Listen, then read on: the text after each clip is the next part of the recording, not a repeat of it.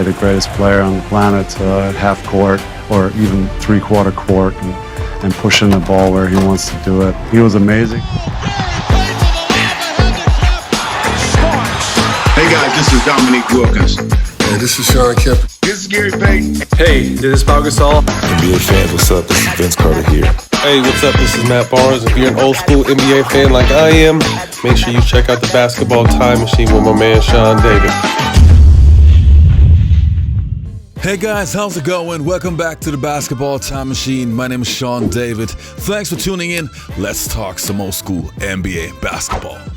In today's episode, I want to take a look at NBA legends talking about the magician, Jason Kidd, and how good he really was.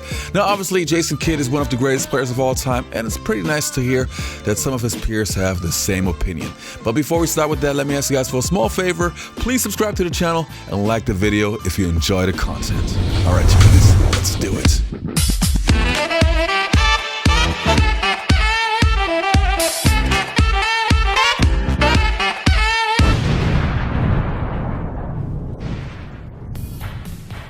Now the first player's opinion that we're going to take a look at is Jason Williams, aka White Chocolate, who talks about his favorite player, and surprisingly, it is a person that we all know. Let's take a look. My favorite player ever, bro? Yeah. Like growing up? Yeah. Gotta be Jason Kidd. That's the only jersey I ever owned was the Dallas Mavericks 5 jersey. For one, I ain't really know, not that it really mattered, I ain't know if bro was white or black when he was at Cal.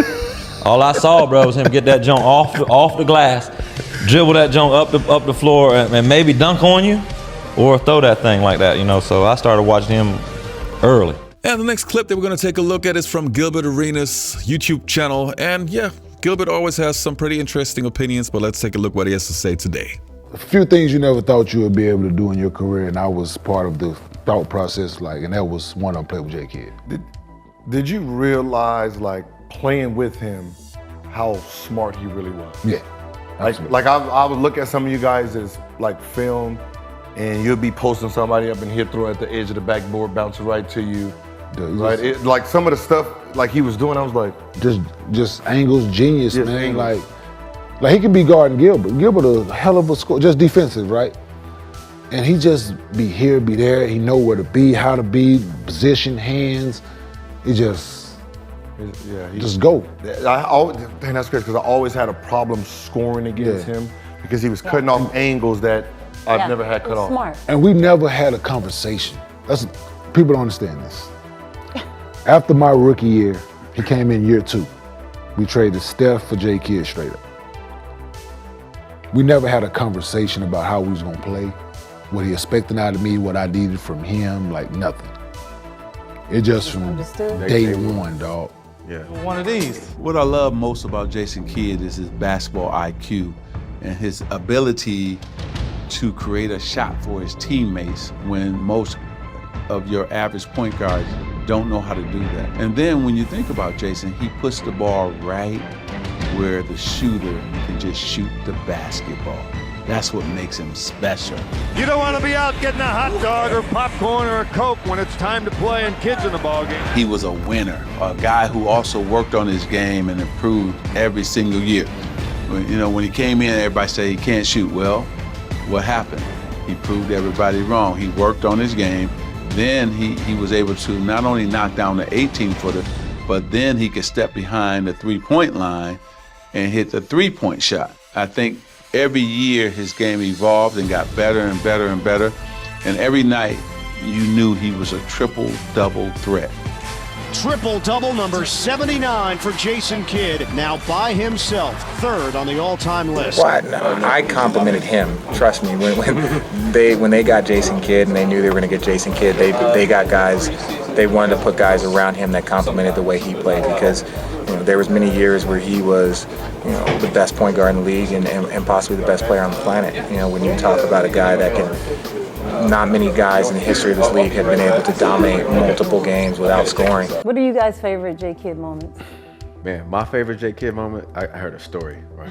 J. Kidd was playing in New Jersey. That's when he's going through his wife stuff, right? Through all the crazy, and that's when he was playing his best, right? So I guess I heard his wife told the son to come, go get his phone or whatever, right? And went to the locker room, got his phone, boom, boom.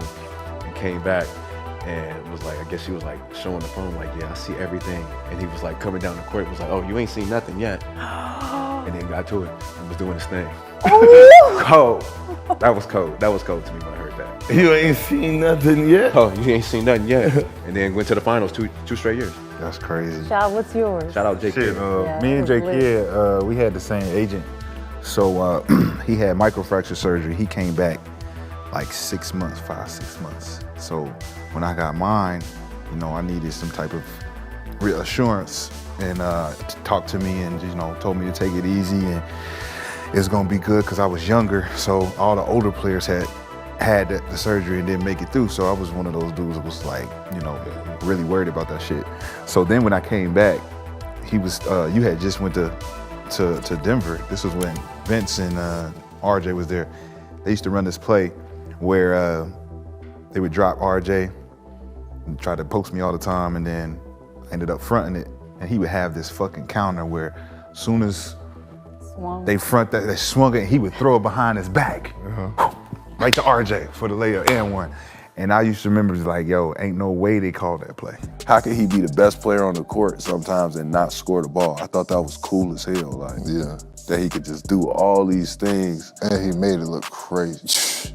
I'm like, this man making us think he God's gift and he ain't looked at the basket at all. When J. Kidd first got to the team, he said, listen, I'm gonna get you 6 points a game. All you gotta do is run the floor. That's it. And literally, it was like 6 to 8 points just. It's times you just cutting back door. It just, I am open. Facts. I could dunk this. I could dunk this. I could windmill this if yes! I wanted to. I did shoot 9 for 10 in warm-ups right here at this very corner. Thank you, Jason. Yeah.